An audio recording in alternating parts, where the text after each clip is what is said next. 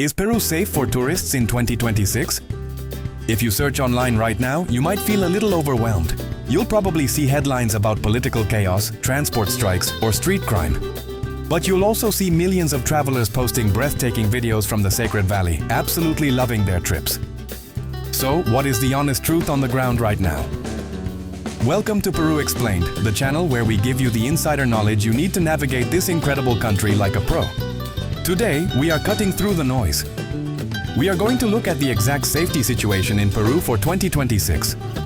We'll cover everything from the upcoming elections and the brand new Lima airport to the very specific, highly creative scams that target tourists every single day.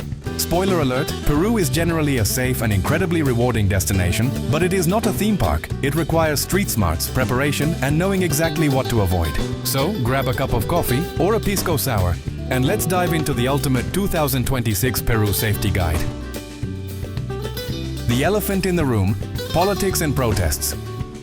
Let's address the elephant in the room first, the political situation. If you've followed the news over the last few years, you know Peru's politics can be a bit of a roller coaster. And 2026 is a massive year because the country is holding its general elections on April 12th. Because of this, political instability and protests are something you need to be aware of.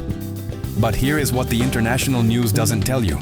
For the average tourist, this political drama rarely looks like a dangerous riot. Most of the time it looks like a really annoying traffic jam.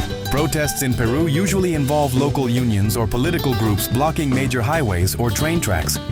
While this can completely paralyze transportation, including the trains to Machu Picchu, these groups are not out to target or hurt foreign tourists. If you encounter a roadblock, the golden rule is simple. Do not try to cross it, and do not take photos of the protesters.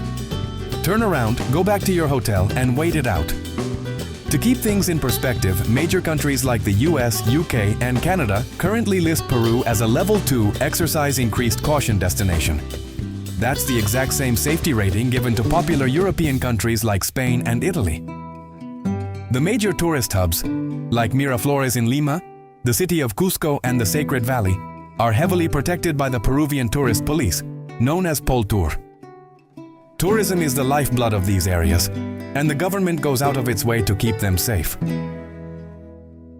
The real threat: scams you will encounter. So, if violent crime isn't the main worry for tourists, what is? The answer is scams. Peruvian scammers are incredibly creative, and they prey on tourists who are distracted, tired, or just trying to be polite. Here are the 4 biggest scams you need to watch out for in 2026. Number 1. The counterfeit bill switch. Peru relies heavily on cash, especially outside of Lima. The counterfeit bill switch is a classic. You hand a taxi driver or a market vendor a crisp, real 50 or 100 soles bill. Using incredible sleight of hand, they quickly drop your real bill, pull out a fake one, and hand it back to you, angrily claiming you tried to pay them with fake money. How to avoid it? Always carry small bills like 10s and 20s. When you hand over a large bill, look the person in the eye and say the amount out loud. Here is 50 soles. It lets them know you are paying attention. Number 2. The baby formula scam. If you are walking around the wealthy, super safe district of Miraflores in Lima, you might be approached by women carrying babies or toddlers. They won't ask you for money. Instead, they will beg you in broken English to go into a nearby pharmacy and buy them baby formula or diapers. It pulls right at your heartstrings. But here's the catch. As soon as you buy that ridiculously expensive formula and walk away, they go right back into the pharmacy, return the items, and split the cash with the store clerk. It's a highly organized racket. Number 3. The spilled drink distraction. This happens in crowded plazas. Someone will accidentally squirt mustard, spill a drink, or drop something gross on your jacket. Immediately, a friendly stranger rushes over with napkins, apologizing profusely and offering to help clean you up. While you are distracted by the mess and their hands patting you down, their accomplice is emptying your pockets. How to avoid it? If someone spills something on you, aggressively say no thank you, keep walking, and clean it up yourself in a private bathroom. Number 4. The deadly cheap tour trap. When you get to Cusco, you'll see dozens of people in the main square offering full-day tours to Rainbow Mountain for something crazy like $15 US. Do not book them. To make a profit on a $15 tour, these informal agencies use bald tires, exhausted drivers, and most importantly, they do not bring emergency medical oxygen. At 16,000 feet of elevation, a lack of oxygen turns a mild case of altitude sickness into a fatal emergency. Always book with verified, highly rated tour operators. Getting around, the 2026 Transport Survival Guide. Now let's talk about getting around, because transportation in Peru has seen some massive changes recently. First up, the airport. On June 1st, 2025, Lima completely shut down its old airport terminal and opened a massive, brand new Jorge Chávez International Airport facility right next door. The new terminal is beautiful, but the traffic around it can be an absolute nightmare. Because all traffic was funneled onto one avenue with temporary bridges, gridlock is common. And here is a crucial warning. The airport is located in Callao, a district with a very high crime rate. While sitting in heavy airport traffic, there have been incidents of smash and grabs, where thieves break the window of a stopped car and grab phones or bags. Keep your windows rolled up, doors locked, and valuables out of sight until you reach your hotel. Also, never ever walk out of the airport and hail a random taxi off the street. Unlicensed street taxis are notorious for express kidnappings, where tourists are driven to ATMs and forced to drain their bank accounts. Always use the official taxi desks inside the airport or book a private transfer. For getting around Lima on a daily basis, ride-hailing apps are your best friend. But which one should you use in 2026? Cabify is widely considered the safest option. They do strict background checks on drivers. It's a bit more expensive, but worth it for peace of mind. Uber is everywhere, but the algorithm can be frustrating, with prices doubling out of nowhere when it rains. InDrive is massively popular with locals. You actually negotiate the fare with the driver before they pick you up, and you can pick your driver based on their rating. If you use InDrive, only select drivers with hundreds of rides and a rating above 4.8. Public transit in Peru is a mixed bag.